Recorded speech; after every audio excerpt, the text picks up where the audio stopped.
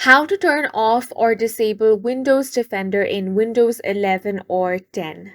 Hi guys, welcome to our channel. Let's get started. Microsoft Defender's antivirus or Windows Defender is an antivirus software component of Microsoft Windows. It is used to scan the files and the threats are detected and removed.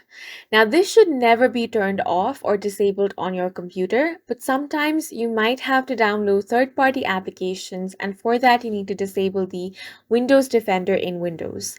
In that case, I'm going to show you some ways on how you can turn off or disable Windows Defender. First, right-click on the Windows icon and now click on Settings. Then click on Update and Security. Now go to Windows Security. Now click on Virus and Threat Protection.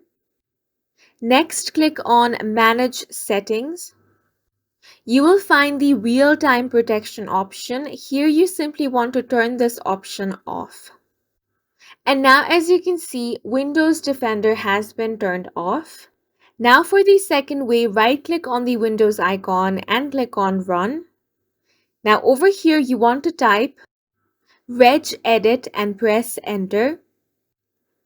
Now this box is going to open up. From this list, you want to expand the local machine, and from there you want to expand software. Now from here you simply want to click on policies, and then from policies click on Microsoft.